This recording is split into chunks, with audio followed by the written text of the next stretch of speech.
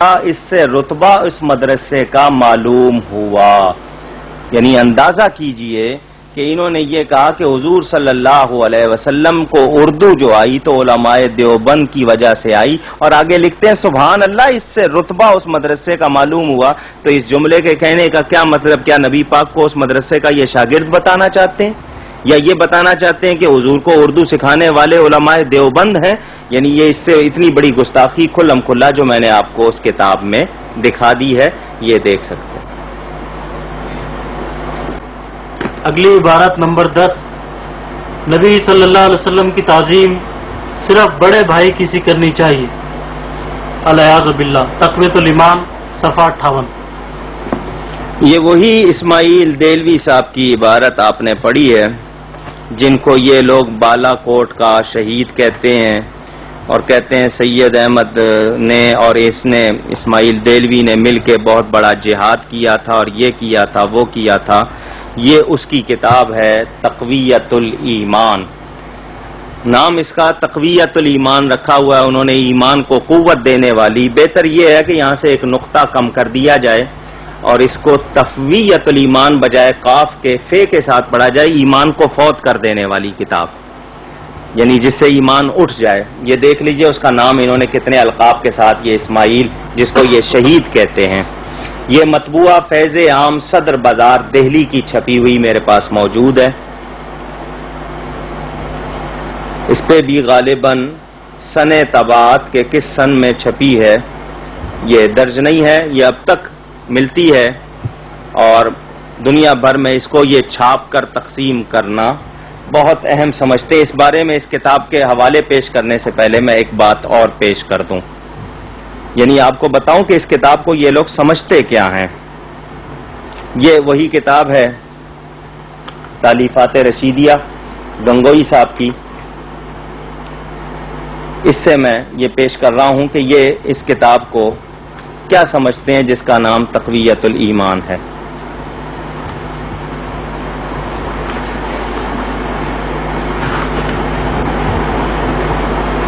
صفحہ نمبر 88. یہ اس کے بارے میں جگہ جگہ لکھ رہے ہیں. اب یہ دیکھیں، یہ لکھتے ہیں صفحہ نمبر 84 پر کتاب تقویۃ الایمان نہایت عمدہ کتاب ہے اور رد شرک و بدعت میں لاجواب ہے. استدلال اس کے بالکل کتاب اللہ اور احادیث سے ہیں. اس کتاب کا رکھنا یعنی اس کا رکھنا اور پڑھنا اور عمل کرنا عین اسلام ہے اور موجب اجر کا ہے. اندازہ کریں اس کتاب کو انہوں نے کتنا اچھا کہا ہے. اب آئیے، انہوں نے صاف طور پر اسی کتاب میں اس کو لکھا ہے کہ یہ اسماعیل دہلوی جو ہے وہ جنتی ہے. یہ اب دیکھیں صفحہ نمبر 88 پر لکھتے ہیں کتاب تقویۃ الایمان نہایت عمدہ اور سچی کتاب اور موجب قوت و اصلاح ایمان کی ہے. صاف طور پر لکھا ہے، اور اس کو لکھا ہے کہ وہ حق تعالی کا مقبول تھا اور یہ تھا وہ تھا. تقویۃ الایمان کے مسائل جگہ جگہ اس کو واضح کیا ہے. آگے اور بھی اس کے بارے میں لکھتے ہیں. یہ میں نے اس لیے دکھایا ہے کہ یہ اس شخص کو کیا سمجھتے ہیں. اب اس تقویۃ الایمان کی کتاب کون سا آپ نے حوالہ دیا تھا؟ یہ صفحہ 58 میں آپ کو دکھا دوں. اس کتاب میں 70 کے قریب کفریات ہیں.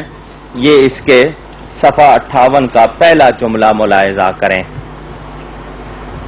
یعنی انسان آپس میں سب بھائی ہیں. جو بڑا بزرگ ہو وہ بڑا بھائی ہے، سو اس کی بڑے بھائی کی سی تعظیم کیجئے. اور مالک سب کا اللہ ہے، بندگی اس کو چاہیے. اس سے معلوم، آگے وہ سارا لکھتے ہیں، اس حدیث سے معلوم ہوا کہ اولیاء و انبیاء، امام و امام زادہ، پیر و شہید، یعنی جتنے اللہ کے مقرب بندے ہیں وہ سب انسان ہی ہیں اور بندے عاجز اور ہمارے بھائی. مگر ان کو اللہ نے بڑائی دی، وہ بڑے بھائی ہوئے. ہم کو ان کی فرما برداری کا حکم کیا. ہم ان کے چھوٹے ہیں، سو ان کی تعظیم انسانوں کی سی کرنی چاہیے. آگے یہ جو بات لکھتے ہیں، اصل میں مسئلہ میں آپ کو واضح کر دوں قرآن کریم میں ایمان والوں کو حکم ہے وَتُعَزِّرُوهُ وَتُوَقِّرُوهُ، نبی کی تعظیم کرو، توقیر کرو. لا تجعلوا دعاء الرسول، کہ جس طرح آپس میں ایک دوسرے کو پکارتے ہو نبی کو اس طرح نہ پکارو. یہ لوگ یہ کہہ رہے ہیں کہ نبی بڑا بھائی اور باقی لوگ چھوٹے بھائی، حالانکہ قرآن نے کہا وَأَزْوَاجُهُ أُمَّهَاتُهُمْ، کہ نبی کی بیویاں مومنوں کی مائیں ہیں.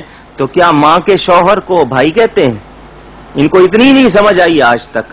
یعنی لکھا کہ نبی کو بڑا بھائی اور خود چھوٹے بھائی بننا چاہیے، اور ساتھ میں لکھا ہے کہ ان کی اتنی ہی تعظیم کرو. ہم ان کی اللہ جیسی، اللہ کے مثل، اللہ کے برابر تعظیم نہیں کرتے.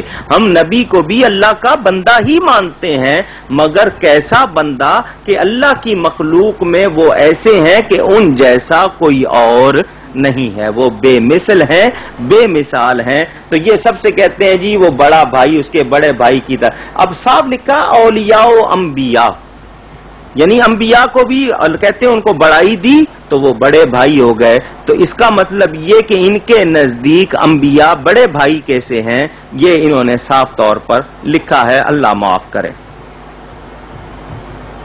اگلا حوالہ جی.